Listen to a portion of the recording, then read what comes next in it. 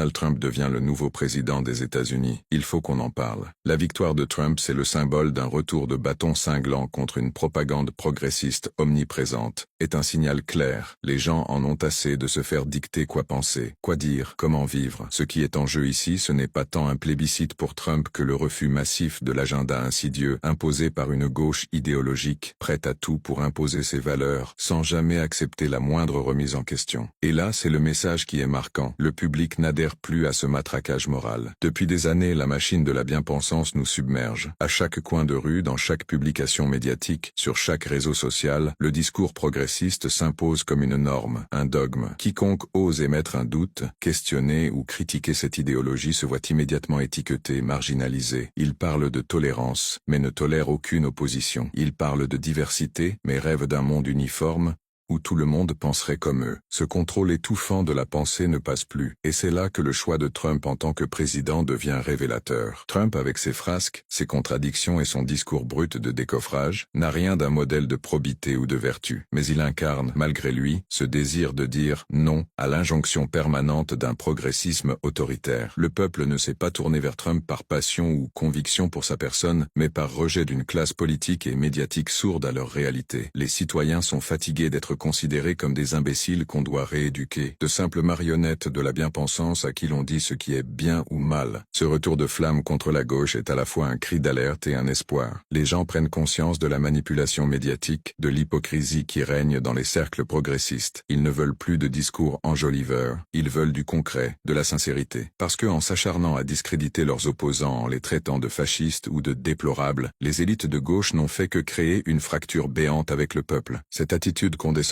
et punitive a fini par se retourner contre eux. Alors non, la victoire de Trump ne signifie pas que les Américains adoptent les excès de son personnage. Cela signifie qu'ils en ont assez de la surenchère moraliste, de la censure à peine voilée, des mensonges maquillés en justice sociale. Ce que cette élection démontre, c'est que malgré des années de propagande gauchiste, le public n'est pas dupe. La propagande ne prend plus, parce qu'à force de diaboliser tout ce qui n'est pas conforme à leur vision, la gauche n'a fait qu'attiser la méfiance et la colère. Et c'est une bonne nouvelle car cela prouve que, même sous l'oppression morale d'une idéologie totalitaire, la liberté de penser reste vivante. Le peuple n'est plus passif, il refuse de suivre aveuglément ceux qui prônent une justice à deux vitesses. Les gens ne veulent plus de ces pseudo-intellectuels qui leur expliquent que leur quotidien, leur culture, leurs valeurs sont dépassés et doivent être jetés aux oubliettes. La résistance s'organise, la liberté de conscience survit, et c'est là tout ce qu'on peut espérer pour préserver une société véritablement libre. À ceux en France qui crient déjà à la fin du monde, au fascisme, à l'apocalypse avec Trump, je me dois de vous dire d'ouvrir les yeux et de cesser de boire le discours prémâché que vous sert votre petit cercle de penseurs autoproclamés éclairés. Le vrai autoritarisme, la vraie intolérance, elle vient justement de ceux qui depuis des années prétendent tout savoir, tout comprendre, tout imposer. Autrement dit, de la gauche radicalisée, celle qui est prête à censurer, à humilier, à exclure quiconque n'adhère pas docilement à son dogme. Soyons clairs, ce n'est pas la fin de la démocratie que représente Trump, comme le serinent les alarmistes en tout genre, mais plutôt la preuve d'un rejet massif de l'autoritarisme idéologique qui sévit dans tous les recoins de la société. Ce n'est pas Trump qui est le problème pour ces gens, c'est qu'il symbolise une liberté d'opinion qui leur échappe. Et cette gauche qui se prend pour le dernier rempart de la démocratie, de l'égalité et du progrès, c'est elle qui déraille. La censure, la diabolisation, le bannissement de toute voix discordante, c'est bien eux qui en ont fait leur stratégie favorite. Mais aucun n'a le courage de l'admettre. Et aux députés de gauche en France qui ont déjà sorti leur violon, qui parlent de fascisme,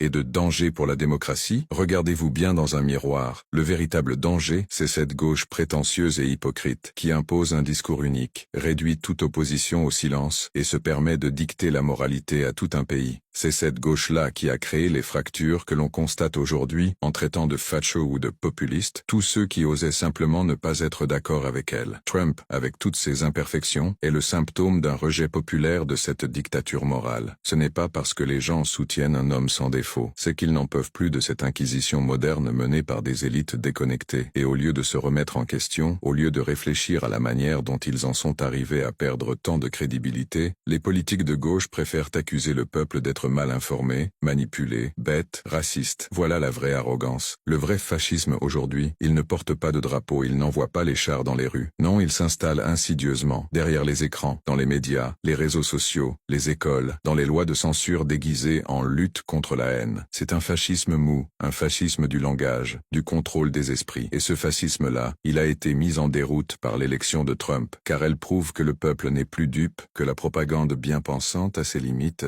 et que malgré le lavage de cerveau massif, il reste des voix qui refusent de se laisser enfermer. Alors non, Trump n'est pas parfait. Loin de là, et je ne soutiens pas particulièrement ses idées. Mais sa victoire est la défaite d'un autoritarisme de gauche qui refuse toute remise en question. Et ça, il faut l'admettre. Aux politiciens de gauche français qui s'indignent de voir Trump réélu, demandez-vous si ce n'est pas votre propre intolérance, votre mépris du peuple, qui a nourri cette révolte. Parce qu'à force d'imposer une seule manière de penser, vous récoltez ce que vous avez semé. Un rejet massif, clair, indiscutable. Et c'est de votre faute, uniquement de votre faute.